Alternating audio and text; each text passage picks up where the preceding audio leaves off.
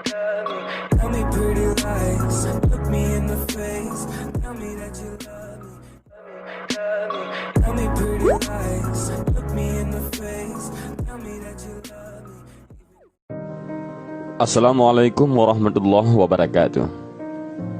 Tidak diragukan bahwa membaca salawat merupakan ibadah yang istimewa dan memiliki banyak keutamaan dan manfaat, baik bagi pembacanya orang lain maupun bagi orang yang dimaksudkan pembacanya. Salah satu kisah tentang fadilah atau keutamaan salawat adalah apa yang diceritakan oleh Syekh Yusuf bin Ismail An-Nabhani dalam kitabnya Afdalus Salawat ala Sayyidis Sadat. An-Nabhani mengisahkan bahwa Al-Hafidh Al-Syakawi pernah bertutur, seorang ibu datang menghadap kepada Syekh Hasan Al-Basri. Kepada sang alim itu, si ibu bercerita tentang anak perempuannya yang telah meninggal dunia beberapa hari sebelumnya. Saya ingin bermimpi melihatnya, wahai Syekh, kata ibunya. Melihat keinginan sang ibu yang begitu kuat, Syekh Hasan Al-Basri kemudian memberi beberapa amalan untuk dilakukan. Setelah sholat insya, lakukanlah sholat sunnah 4 rakaat. Di setiap rakaatnya bacalah surah Al-Fatihah dan At-Takasur sekali.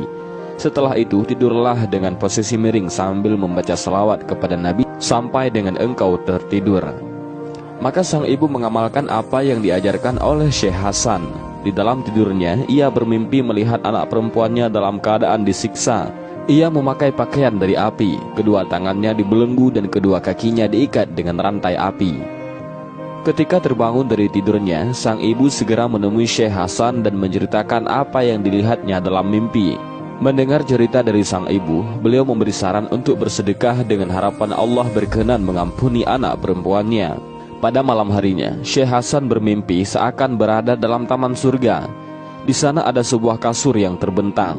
Di atasnya ada seorang perempuan berwajah elok dengan mahkota cahaya bertenggar di kepalanya. Kepada Syekh Hasan, perempuan itu berkata, "Ya Hasan, engkau mengenaliku?" "Tidak," jawab Syekh Hasan. Perempuan itu mengatakan, "Aku adalah anak perempuan dari seorang ibu yang kau perintahkan untuk membaca salawat." Syekh Hasan seperti tak percaya. "Ibumu itu menceritakan tentang dirimu bukan dengan keadaan seperti ini," katanya. "Apa yang disampaikan ibuku itu memang benar adanya," timpal perempuan itu. "Lalu apa yang menjadikanmu mendapatkan kemuliaan seperti ini?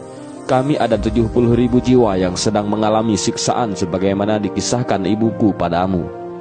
Suatu hari, seorang yang saleh lewat di pemakaman kami sambil membaca salawat Nabi sekali dan menghadiahkan pahalanya untuk kami. Allah menerima salawat yang dibacanya itu dan membebaskan kami semua dari siksaan sebab berkah dari laki-laki tersebut. Dan kini sampailah aku pada derajat sebagaimana yang telah engkau lihat ini." Bila 70.000 ahli kubur bisa selamat dari siksaan hanya dengan 1 kali selawat saja, namun bagaimana dengan orang yang membacanya? Dan ini adalah salah satu kisah juga tentang dahsyatnya bersalawat kepada Rasulullah SAW. Dan kisah ini diambil dari Syekh Husna Syarif, yaitu seorang ulama besar di Mesir. Beliau mengisahkan tentang seorang yang terbelit banyak hutang di tengah kubangan kemiskinannya. Dulunya, ia adalah orang yang sangat kaya raya namun jatuh bangkrut sampai terbelit hutang sana-sini. Setiap hari, rumahnya penuh dengan orang yang menagih hutang. Akhirnya ia terpaksa pergi menjumpai seorang saudagar kaya dan meminjam uang sebanyak 500 dinar. Saking terkenalnya kebangkrutannya dan sudah banyak hutang sampai-sampai saudagar ini bertanya, "Kira-kira kapan Anda akan melunasi pinjaman ini?" "Minggu depan, Tuan," jawabnya singkat.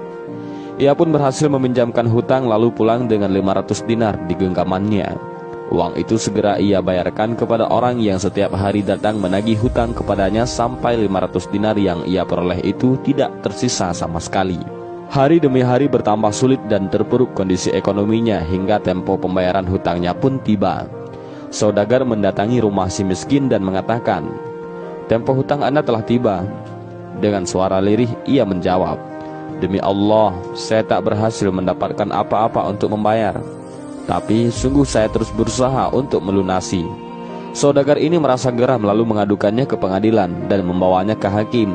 Di pengadilan, hakim bertanya, "Mengapa Anda tidak membayar hutang Anda?" Dia menjawab, "Demi Allah, saya tidak memiliki apa-apa, Tuan." Karena merasa ini adalah kesalahan si miskin, maka hakim memvonisnya dengan hukuman penjara sampai ia bisa melunasi hutangnya. Kemudian si miskin bangkit dan berkata, "Wahai Tuan Hakim, berilah saya waktu untuk hari ini saja. Saya hendak pulang ke rumah untuk berjumpa keluarga dan mengabarkan hukuman ini sekalian berpamitan dengan mereka. Kemudian saya akan langsung kembali untuk menjalani hukuman penjara." Hakim pun meragukannya. "Bagaimana mungkin? Apa jaminannya kau akan kembali besok?" Lelaki itu terdiam, tapi seolah mendapat ilham di benaknya. "Rasulullah Shallallahu Alaihi Wasallam jaminanku, wahai Tuan Hakim. Bersaksilah untukku, jika besok aku tidak kembali, maka aku bukanlah termasuk umat Rasulullah." Sang hakim tersentak diam. Ia sadar betapa bahayanya jaminan itu jika si miskin bohong. Hakim berpikir sejenak lalu memilih untuk percaya demi Rasulullah. Hukuman pun ditunda sampai besok. Sesampainya di rumah, si miskin mengabarkan kondisinya kepada istrinya bahwa esok akan dipenjara. Istrinya bertanya, "Kok sekarang engkau bisa bebas?" "Aku menaruh nama Rasulullah Shallallahu Alaihi Wasallam sebagai jaminanku," jawab si miskin itu. Air hangat menetes dari mata istrinya seraya ia berkata kepada suaminya, "Jika nama Rasulullah Shallallahu Alaihi Wasallam yang menjadi jaminan bagimu, maka mari kita bersalawat." Dan mereka pun bersalawat kepada Rasulullah dengan rasa cinta dan ketulusan yang mendalam hingga mereka tertidur. Tiba-tiba dalam tidurnya mereka bermimpi melihat Rasulullah. Beliau memanggil nama si miskin seraya berkata, "Hai Fulan, jika telah terbit fajar pergilah ke tempat alim Fulan. Sampaikan salamku kepadanya dan mintalah supaya ia menyelesaikan hutang piutangmu. Jika alim itu tidak percaya, maka sampaikan dua bukti ini. Pertama, katakan padanya bahwa di malam pertama ia sudah membaca salawat untukku 1000 kali. Dan di malam terakhir, ia telah ragu dalam jumlah bilangan salawat yang dibacanya. Sampaikan padanya bahwa ia telah menyempurnakan salawatnya." Seketika si miskin terbangun dan terkejut. Tanpa ragu setelah subuh ia pergi menuju rumah sang alim dan berjumpa dengannya. Tanpa buang waktu, si miskin menyampaikan mimpinya. "Wahai Tuan, Rasulullah Shallallahu Alaihi Wasallam telah menitipkan salam untukmu dan meminta agar engkau sudi menyelesaikan hutang piutangku." Alim itu bertanya, "Apa bukti dari kebenaran mimpimu itu?" Kata baginda Nabi, "Di malam pertama engkau telah berselawat sebanyak 1000 kali, dan di malam kedua Anda tertidur dalam keadaan ragu dengan jumlah bilangan salawat yang telah Anda baca. Rasulullah mengatakan bahwa hitungan salawat Anda telah sempurna dan selawat Anda telah diterima olehnya." Mendengar itu, alim itu spontan menangis karena berita gembira salawatnya diterima Rasulullah. Maka alim tersebut memberi uang 500 dinar dari Baitul Mal untuk melunasi hutang si miskin, dan 250 dari harta pribadinya untuk si miskin sebagai tanda terima kasih atas berita gembira yang ia sampaikan. Dengan dana itu, si miskin langsung bergegas pergi ke hakim untuk menyelesaikan perkaranya. Sesampainya di pengadilan, si hakim bangkit dari kursinya menyambut si miskin seakan sudah rindu. Dengan senyum lebar sang hakim memanggilnya seraya berkata, "Kemarilah, berkat kamu aku bermimpi berjumpa Rasulullah. Rasulullah telah berpesan kepadaku bahwa jika aku menyelesaikan hutangmu, maka kelak Rasulullah akan menyelesaikan perkaraku di akhirat. Ini uang 500 dinar untuk lunasi hutang-hutangmu." Belum juga hakim selesai berbicara, tiba-tiba pintu ada yang mengetuk. Ketika dibuka, ternyata saudagar penagih hutang. Dia langsung memeluk si miskin dan mencium sembari berucap, "Berkat Anda, saya mimpi berjumpa Rasulullah.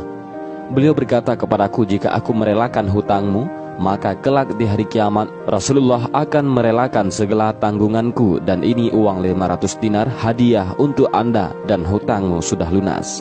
Sesungguhnya Allah dan para malaikatnya berselawat kepada Nabi Muhammad SAW. Maka wahai orang-orang yang beriman, berselawatlah kamu kepadanya, serta ucapkanlah salam sejahtera dengan penghormatan yang sepenuhnya. Al-Quran Surat Al-Ahzab ayat 56.